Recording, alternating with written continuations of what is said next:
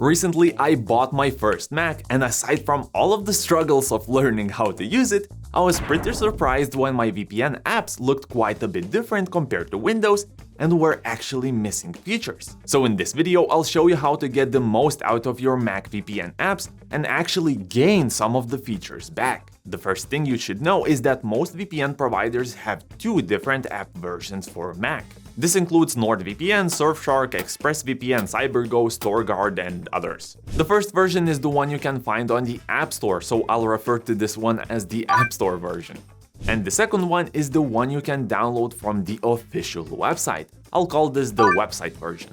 And these two versions are actually completely different in quite a few ways. So, which one should you pick? Well, generally, the apps from the official website will have more features or more refined versions of those features. For example, the App Store version of NordVPN only allows you to turn on threat protection when connected to a VPN, which can be a slight inconvenience sometimes. But the kill switch is actually a lot better here, since it does what you would actually expect kill switch to do and just terminates all connections. Both of these things work completely differently in the website version of NordVPN.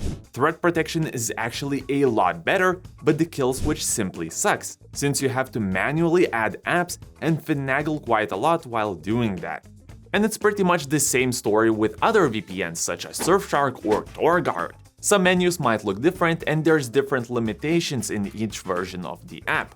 For example, this is how App Store version of TorGuard looks like compared to the website version. Honestly, my recommendation is just to try out both versions and decide which one you like better. And in general, Mac versions of VPN apps are worse than their Windows counterparts. And I don't want to blame Apple for this, but I think it's kind of their fault, since it's harder to install these types of apps, and every time I do so, I feel like I'm jumping through multiple hoops, changing system preferences, settings, and giving additional access to these apps. It's just simply annoying to go through all of this process. But anyways, I hope this video helped. These differences aren't like a big deal, but some people get confused because of the multiple versions of the same app, so I just wanted to answer some questions. But if you don't have a VPN yet, I suggest you check out Surfshark, since it's a great VPN to start with.